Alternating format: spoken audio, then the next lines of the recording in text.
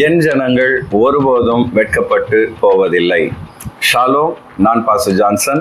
வாழ்வை மாற்றும் வாக்குத்தத்தங்களுக்கு உங்களை அன்புடன் வரவேற்கிறேன். ஒரு வெட்கப்பட்ட சூழ்நிலையில நீங்க இருக்கிறீங்களா? உங்க வாழ்க்கையில அநேகர் உங்க உருவத்தை கேலி பண்ணி உங்களை அவமானப்படுத்துறாங்களா? அல்லது நீங்க கடந்து செல்ற ஏழ்மை, வறுமை, தரித்திரங்களை பார்த்து உங்களை கேலி செய்யறாங்களா? ஒரு கல்யாணத்துக்கோ ஒரு நல்ல நிகழ்ச்சிக்கோ போகும்பொழுது எல்லாரும் நிறைய நகை போட்டு வருவாங்க. உங்ககிட்ட ஒண்ணுமே இல்லைன்னு சொல்லி மற்றவங்க உங்களை அவமானப்படுத்துறாங்களா? இப்படிப்பட்ட வெட்கப்பட்ட நிலைமையில நீங்க இருப்பீங்கன்னா இன்னைக்கு ஆண்டவர் இயேசு இந்த வாக்குத்தத்தத்தை உங்களுக்கு தருகிறார். யோவேல் 2:27 நம்ம பார்க்கிறோம். நான் இஸ்ரவேலின் நடுவில் இருக்கிறவர் என்றும் நானே உங்கள் தேவனாகிய கர்த்தர், வேறொருவர் இல்லை என்றும் அறிந்து கொள்வீர்கள். என் ஜனங்கள் ஒருபோதும் வெட்கப்பட்டு போவதில்லை. ஆண்டவருடைய பிள்ளைகளாகிய நீங்கள் ஒருபோதும் வெட்கப்பட்டு போவதில்லைன்னு சொல்லி கர்த்தர் இங்கே வாக்கு கொடுக்கிறார். இந்த வசனத்துல என் ஜனங்கள் அப்படின்ற வார்த்தை ரொம்ப முக்கியமானது. நீங்க ஆண்டவர் இயேசுவின் பிள்ளைகள். ஏன்னா வேதம் சொல்லுது, அவருடைய நாமத்தின் மேல் விசுவாசம் உள்ளவர்களாய் அவரை ஏற்றுக்கொண்டவர்கள் எத்தனை பேர்களோ அத்தனை பேர்களும் தேவனுடைய பிள்ளைகளாகும் அதிகாரத்தை கொடுத்தார். ஆகவே ஆண்டவர் இயேசு மேல நம்பிக்கை வச்சு அவரை தெய்வமா ஏற்றுக்கொண்ட நீங்க தேவனுடைய பிள்ளைகள் அப்படின்றத முதல்ல நீங்க விசுவாசிக்கணும். அடுத்து வெட்கப்பட்டு போவதில்லை என்று சொல்லி ஆண்டவர் நமக்கு வாக்கு கொடுக்கிறார்.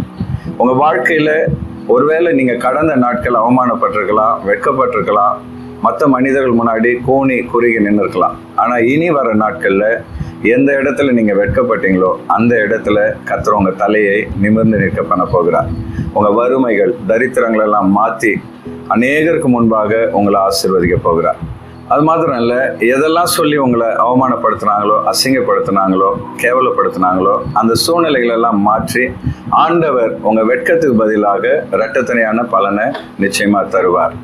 இந்த வசனத்துல ஒருபோதும் என் ஜனங்கள் வெட்கப்பட்டு போவதில்லைன்னு சொல்லி ஆண்டவர் வாக்களிக்கிறத பார்க்கிறோம்.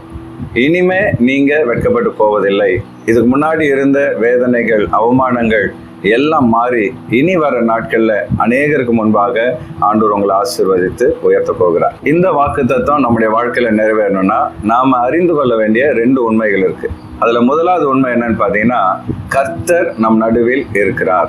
யோவேல் 2:27 நம்ம பார்க்கிறோம். நான் இஸ்ரவேலின் நடுவில் இருக்கிறவர் என்றும். இந்த வசனத்தின்படி பாத்தீங்கன்னா ஆண்டவர் உங்க நடுவுல இருக்கிறார், உங்க வீட்டுல இருக்கிறார், உங்க குடும்பத்தின் நடுவுல அவர் இருக்கிறார், உங்க சபையில அவர் இருக்கிறார்.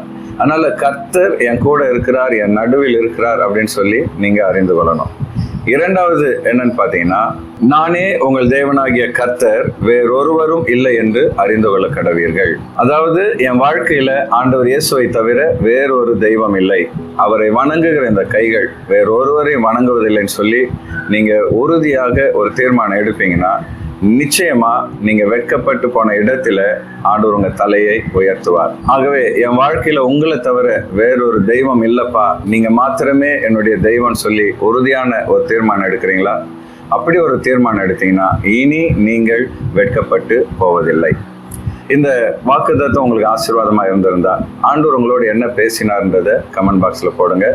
அது மாத்திரம் இல்லை, உங்க மனசுல இதை யாருக்காவது அனுப்பணுன்ற எண்ணம் வந்தா உடனடியாக இதை ஃபார்வர்ட் பண்ணுங்க. நம்முடைய சேனலை சப்ஸ்கிரைப் பண்ணலைன்னா சப்ஸ்கிரைப் பண்ணுங்க. நிச்சயமா இந்த வசனத்தின்படி கர்த்தர் உங்களை ஆசீர்வதிப்பார். Thank you and God bless you.